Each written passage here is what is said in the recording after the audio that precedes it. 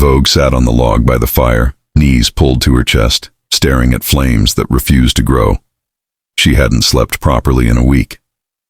Every night she replayed the same thought. I host podcasts for a living. I once did an entire episode with a raging hangover and no one noticed. How is this harder? How is... Ant's voice crackled over the loudspeaker, calm as ever. Campmates, it's time to reveal who's in the bottom two. She already knew. The public had been voting for weeks, and the numbers never lied. When Deck read the second name, hers, she felt it like a slap. Not shock, just confirmation. She stood up too fast. The world tilted.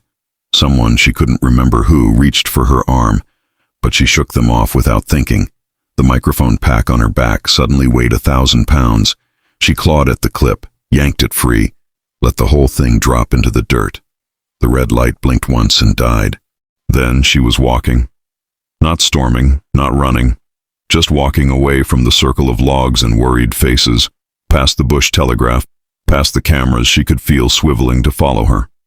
Tears came hot and sudden, the kind that don't ask permission. Behind her, footsteps, soft ones.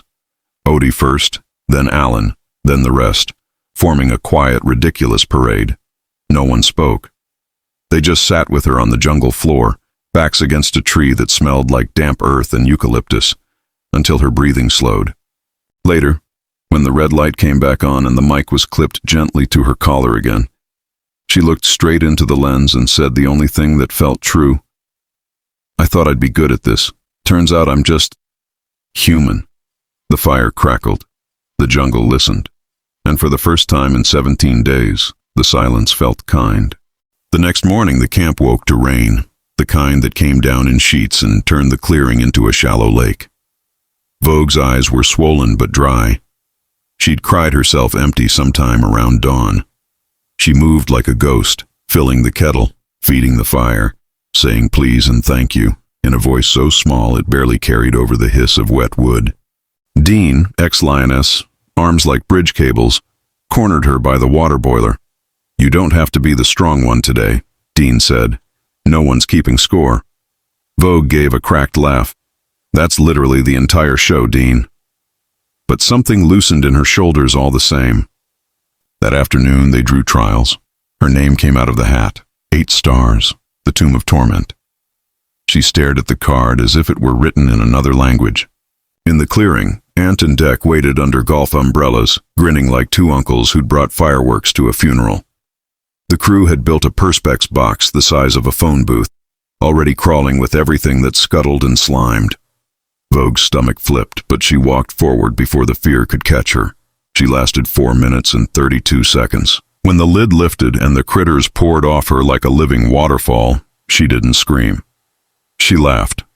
One sharp, astonished bark that turned into something deeper, almost wild.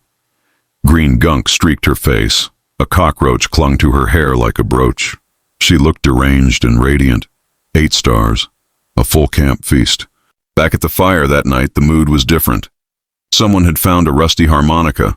Someone else produced half a cigar they'd been saving since day 3. The rain had stopped. The sky was ridiculous with stars. Odie raised a chipped enamel mug of creek water turned tea. To Vogue, who thought she was just a host but turns out she's the whole bloody show, everyone drank. Vogue wiped her mouth with the back of her hand. I still hate it here, she said, voice rough. But I think I needed to hate it. Does that make sense?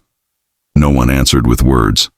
They just shifted closer, shoulders touching, until the circle was tight enough that the fire painted all their faces the same shade of gold. Above them, unseen, the red lights of the cameras kept blinking. But for once, the jungle didn't feel like it was watching. It felt like it was holding its breath with them. The next vote came 2 nights later. Ant's voice drifted through the dark. The public have been voting, and the next person leaving the jungle is... Vogue didn't flinch this time. She was sitting between Dean and Odie, hands linked with both of them like paper dolls. When her name was called, she exhaled once, long and slow, as if she'd been waiting for permission to breathe out loud. She stood. The camp stood with her. No one clapped the usual polite goodbye. They just closed in, arms around her, a messy knot of damp t-shirts and campfire smoke and unbrushed teeth. Someone's tears landed warm on her neck. Someone else's laugh cracked in her ear. She couldn't tell whose was whose anymore.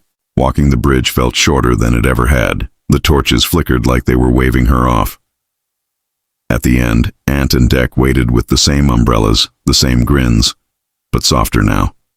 Dec held out the mic. "Any final words for the camp?" She took it, looked back once at the little cluster of faces lit orange by the fire, and spoke straight to them, not the millions watching. "Thank you for letting me fall apart, and thank you for picking up the pieces when I couldn't." Then she handed the mic back, wiped her face with the sleeve that still smelled like jungle and gunge, and walked into the night without looking behind her again. Somewhere in the dark, the camp cheered, raw and ragged and proud, loud enough to scatter the birds from the trees, and the jungle for once let her go without a fight.